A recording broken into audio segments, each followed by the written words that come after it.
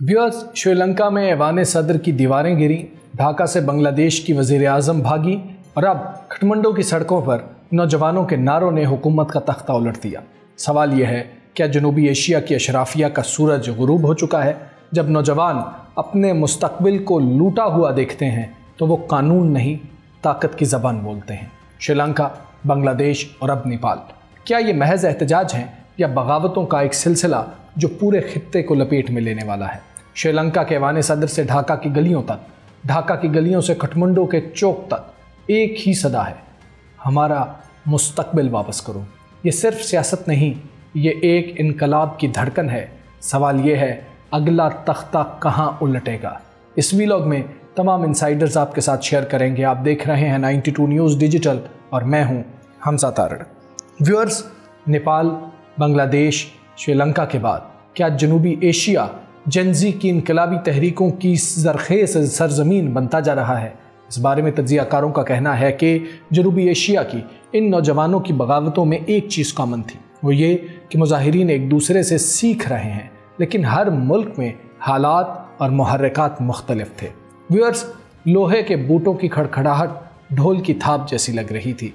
जब हुजूम आगे बढ़ा, इंसानी जिस्मों का एक समुंदर रुकावटों को रोंदता हुआ गुजर गया, जो अभी चंद घंटे पहले तक ताकत की अलामत बने खड़े थे। मुल्क के सरबराह के घर की राहदारियों में कीचड़ से भरे जूतों की गूंज सुनाई दे रही थी। कुछ लोगों ने शीशे और कीमती अशियाँ तोड़ डाली, कुछ ने लग्जरी बेडशीट्स और जूते उठा लिए। ये इमारत और उसके शानदार अंदरूनी हिस्से बरसों से एक नाकाबिल रसाई इख्तियार की अलामत थे, जो मुल्क के करोड़ों आवाम की पहुंच से बाहर थे, लेकिन अब लम्हाती तौर पर यह आवाम के कब्ज़े में थे। ये मंजर गुज़श्ता हफ्ते नेपाल में देखा गया। इससे पहले 2022 में श्रीलंका और 2024 में बांग्लादेश में भी ऐसा ही हुआ था। भारत और चीन के बीच वाक़ 3 करोड़ आबादी वाले मुल्क नेपाल में अब ऐसा मुस्तकबिल तराशा जा रहा है जो रिवायती इंतखाबी जमहूरियतों से हट कर है। नौजवानों की क़यादत में शुरू होने वाली इन तहरीकों ने जो एक के बाद एक हुकूमतें गिरा रही है, बड़ा सवाल खड़ा कर दिया है कि क्या दुनिया का सबसे गुंजान आबाद खित्ता जेनजी की इनकलाबी तहरीकों का मरकज़ बन रहा है। शिकागो यूनिवर्सिटी में पॉलिटिकल साइंस के एसोसिएट प्रोफेसर और जनूबी एशिया में सियासी तशद्दुद और आलमी सलामती पर तहकीक करने वाले पॉल का कहना है कि ये वाकई हैरानकुन है। ये एक नई किस्म की सियासी हिकमत अमली है। जुमेरात को 10,000 नेपाली नौजवानों ने, जिनमें बैरून मुल्क मुकीम भी शामिल थे, एक अबूरी वज़ीर आज़म के इंतखाब के लिए वोट डाले। लेकिन ये वोट बैलेट बॉक्स के ज़रिए नहीं, बल्कि एक ऑनलाइन पोल के ज़रिए डाले गए, जो आमतौर पर गेमर्स इस्तेमाल करते हैं। 3 दिन तक बदउनवानी और अकरबा परवरी के ख़िलाफ़ पुरतशद्दुद एहतजाज में 70 से ज़्यादा अफराद की हलाकत के बाद नेपाल ने मार्च में नए इंतखाबात का ऐलान कर दिया। लेकिन इन मुजाहिरों ने, जिन्होंने वज़ीर आज़म के शर्मा और उनकी काबीना के वज़रा को महज चंद दिन में इस्तीफ़ा देने पर मजबूर कर दिया और ये साबित कर दिया कि जनूबी एशिया में मुल्क दर मुल्क मायूस नौजवान जब ख़ुद को सियासी निज़ाम के हाथों धोखे में पाते हैं तो वो ताकत अपने हाथ में ले लेते हैं और ख़ुद को फैसला कुन कुव्वत करार देते हैं। ये जनूबी एशिया के लिए एक ड्रामाई तब्दीली है, एक ऐसा खित्ता जो बड़े सियासी एहतजाजों का गढ़ रहा है, मगर शाज़ो नादिर ही हुकूमतों का तख्ता उलटा गया है। पॉल ने अरब मीडिया को बताया, ये माजी से बिल्कुल मुख्तलिफ है, जब यहाँ या तो फ़ौजी बगावतें होती थी या सियासी बहरान के और हल निकलते थे। श्रीलंका, बांग्लादेश और नेपाल की तहरीक अपने तारीखी पस मंज़र और मखसूस वाक़यात के नतीजे में उठी, लेकिन तज्ज़ियाकारों के मुताबिक इन सब में एक मुश्तरक पहलू है, एक ऐसी नस्ल जो टूटे वादों के साथ जीने को तैयार नहीं है। व्यूअर्स, कोलंबो से ढाका और काठमांडू तक का पस मंज़र कुछ यूँ है। काठमांडू में जेनजी के एहतजाज उस वक्त शुरू हुए जब हुकूमत ने सोशल मीडिया प्लेटफॉर्म्स पर पाबंदी लगा दी कि इसका गलत इस्तेमाल हो रहा है और ये रजिस्ट्रेशन नहीं कर रहे, लेकिन असल वजूहात बहुत गहरी थी। अदम मुसावात, करप्शन और अकरबा परवरी ऐसे मुल्क में जहाँ तरसीलात ज़र कौमी मईशत का एक तिहाई है, नौजवानों के सब्र का पैमाना लबरेज हो गया। हज़ारों नौउम्र स्टूडेंट्स, कई भी अभी स्कूल के यूनिफॉर्म में ही थे, जो सड़कों पर निकल आए। अचानक सूरत हाल पुरतशद्दुद हो गई और हालात काबू से बाहर हो गए। पुलिस की फायरिंग से 70 से ज़्यादा अफराद मारे गए और सैकड़ों ज़ख्मी हो गए, लेकिन मुजाहिरीन पर रियासती तशद्दुद ने बहरान को और भड़का दिया। कुछ मुजाहिरीन ने पार्लियामेंट को आग लगा दी, कुछ ने दीगर सियासी रहनुमाओं और सबसे बड़े मीडिया हाउस के घरों पर हमले किए। नेपाली वज़ीर आज़म के शर्मा की रिहाइशगाह भी हुजूम के निशाने पर आई और उसे तहस नहस कर दिया गया। अगले ही दिन नेपाली वज़ीर आज़म के शर्मा मुस्ताफ़ी हो गए और बज़रिया हेलीकॉप्टर UAE फ़रार हो गए। व्यूअर्स, नेपाल की ये सूरत हाल 2024 के बांग्लादेश के पुरतशद्दुद तहरीक से मुख्तलिफ थी। बांग्लादेश में ये तहरीक तलबा की नौकरी के कोटे के खिलाफ मुहिम से शुरू हुई, लेकिन पुलिस के हाथों सैकड़ों तलबा और आम शहरियों की हलाकतों के बाद ये एक वसी तर अवामी तहरीक में बदल गई, जिसने शेख हसीना की सख्त गिर हुकूमत के खात्मे का मुतालबा किया। बांग्लादेश में एहतजाज की क़यादत गैर मरकज़ी थी। तलबा रहनुमा हुकूमत को डेडलाइन और मुतालबात देते, अपोजिशन हिमायत देती रही, लेकिन हसीना हुकूमत की हर सख्ती, क्रैकडाउन, टेलीकॉम ब्लैकआउट, तशद्दुद उन तलबा पर उल्टा असर डालती रही। बिलाखिर 5 अगस्त 2024 को हसीना मुस्ताफ़ी हुई और हेलीकॉप्टर के ज़रिए भारत फरार हो गई। उससे 2 साल कबल 2022 में श्रीलंका में भी तहरीक उठी थी। मईशत दिवालिया हो चुकी थी। 12 घंटे की लोड शेडिंग, पेट्रोल और गैस की लंबी कतारें और 50% से ज़ायद महंगाई ने अवाम को सड़कों पर ला खड़ा किया। श्रीलंका में एक तहरीक ने जन्म लिया।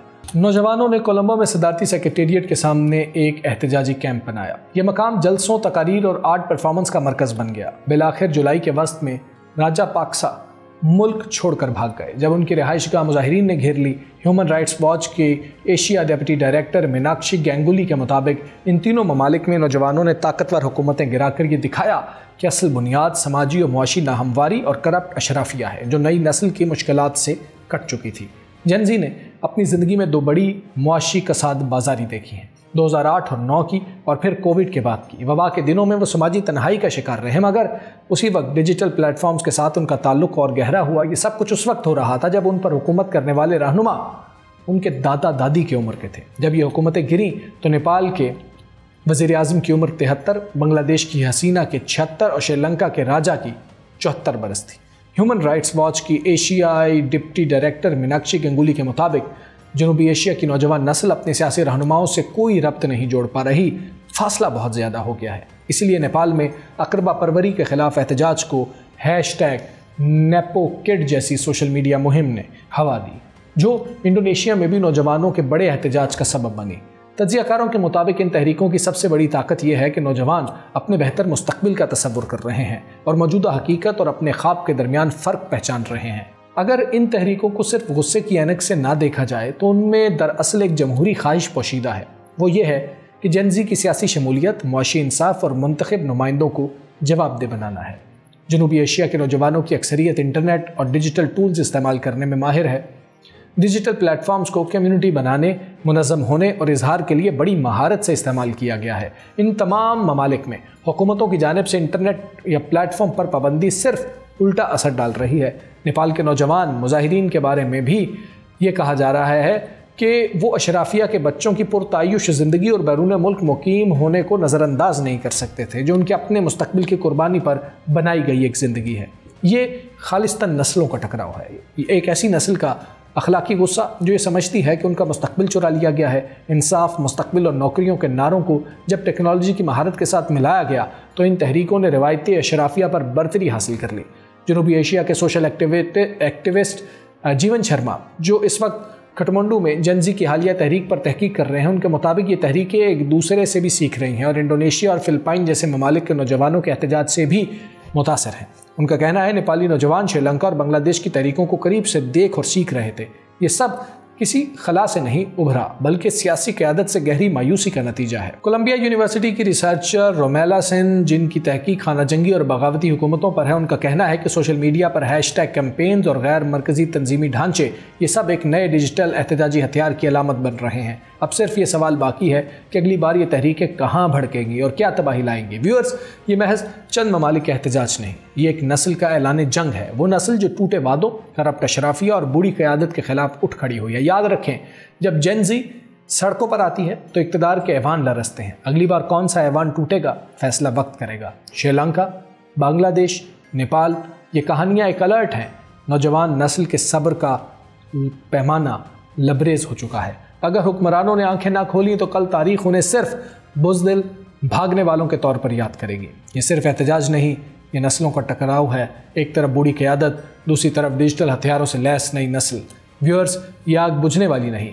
अब सवाल ये है कि ये शोले अगली बार कहाँ भड़केंगे। आपकी क्या राय है? कमेंट बॉक्स में ज़रूर बताइए। हमें इजाज़त दीजिए। अल्लाह हाफ़िज़।